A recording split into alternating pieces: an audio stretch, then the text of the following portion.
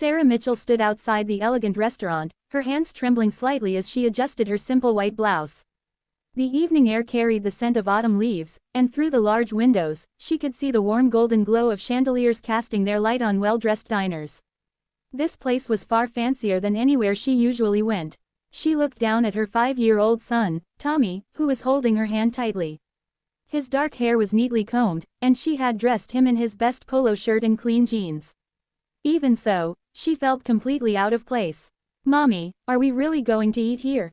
Tommy whispered, his eyes wide as he pressed his face against the glass window. Sarah's heart ached. She had been looking forward to this blind date for weeks. Her friend Jessica had insisted she needed to get back out there, to give herself a chance at happiness. But then, just 2 hours ago, her babysitter had called in sick with the flu. Sarah had spent 30 minutes on the phone, calling every person she could think of. Her mother lived 3 states away. Her sister was working a night shift at the hospital. Every friend she called was either busy or unavailable. She had almost picked up her phone to send that embarrassing text message explaining why she couldn't make it. But Jessica's words kept echoing in her mind. "Sarah, you deserve happiness too. You've been putting everyone else first for so long that you've forgotten about yourself." So here she was, standing outside Romano's with Tommy by her side, knowing she was about to make the most awkward first impression in dating history. "Yes, sweetheart," she said softly, smoothing down his hair one more time. "But remember what we talked about. You need to be very quiet and well-behaved. This is important to Mommy." Tommy nodded solemnly. At 5 years old, he had already learned to be more mature than most children his age. Living with just his mother had taught him to be sensitive to her moods, to understand when she was stressed or worried. Sarah pushed open the heavy wooden door, and they stepped into the restaurant. The maitre d' looked down at Tommy with barely concealed disapproval, but Sarah had already spotted her date. He was sitting at a corner table, exactly as Jessica had described. Tall, dark-haired, wearing an expensive-looking navy suit. He was checking his watch, and Sarah's stomach dropped. She was 15 minutes late. Taking a deep breath, she approached the table with Tommy's small hand clasped firmly in hers. The man looked up as they approached, and Sarah was struck by how handsome he was. Sharp jawline, kind brown eyes, and an air of confidence that spoke of success. This made everything worse. A man like this would have no patience for a single mother's complications. "Are you Marcus?" she asked, her voice barely above a whisper. He stood immediately, extending his hand. "Marcus Chen, you must be Sarah." "Yes, I." She gestured helplessly toward Tommy, who had moved slightly behind her leg, suddenly shy. "I am so sorry. I know this is completely inappropriate, but my babysitter got sick, and I couldn't find anyone else, and I should have just cancelled, but—" "Hey," Marcus said gently, interrupting her rambling apology. Then he did something completely unexpected. He smiled, not a polite, forced smile, but a warm, genuine expression that reached his eyes. "It's perfectly fine." He crouched down to Tommy's eye level, and Sarah watched in amazement as her usually reserved son didn't retreat further behind her legs. "And you must be Tommy," Marcus said. "Your mom told me a little about you. She said you like dinosaurs." Tommy's eyes lit up, and he nodded enthusiastically. "I know all about velociraptors and T-Rex and Triceratops. No kidding, I happen to be a bit of a dinosaur enthusiast myself." Marcus stood and pulled out a chair. "Would you like to sit here, Tommy? You'll have a great view of the kitchen.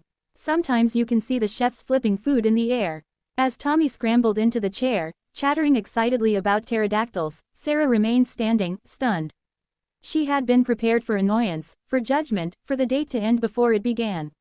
This kindness was so unexpected that she felt tears prick at her eyes.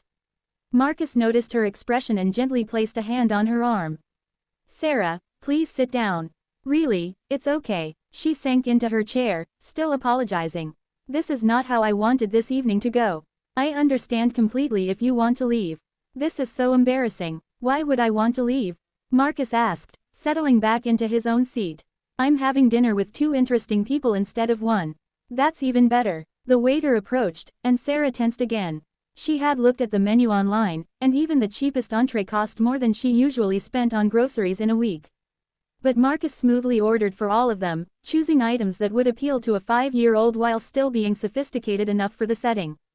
"So, Tommy," Marcus said once the waiter had left, "what's your favorite dinosaur?" As Tommy launched into an animated discussion about the hunting patterns of raptors, Sarah found herself relaxing for the first time in hours. Marcus listened with genuine interest, asking thoughtful questions and sharing his own knowledge about paleontology. "I actually visited the Museum of Natural History last month," he said. "They have a new exhibit on marine reptiles from the Mesozoic era. Have you ever been there?" Tommy shook his head, his eyes wide with longing. Sarah felt a familiar pang.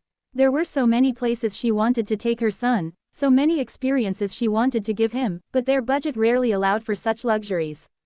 The food arrived, and Marcus continued to engage Tommy in conversation while also drawing Sarah into the discussion. Slowly, she began to share more about herself. She talked about her job at the elementary school, how she had gone back to finish her teaching degree after Tommy was born, how challenging but rewarding it was to work with children. "Teaching is one of the most important professions," Marcus said sincerely. "My third-grade teacher, Mrs. Patterson, probably had more influence on who I became than anyone else in my life." "What do you do?" Sarah asked, realizing she knew very little about him except what Jessica had shared. "I run a tech company," he said simply. "We develop educational software for schools."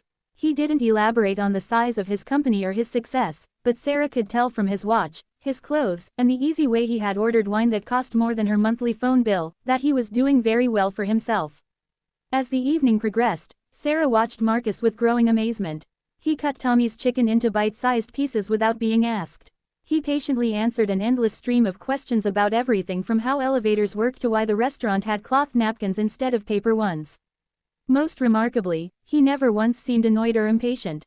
When Tommy accidentally knocked over his water glass, soaking the white tablecloth, Sarah's face burned with embarrassment. But Marcus simply signaled the waiter for more napkins and helped clean up the mess as if it happened every day.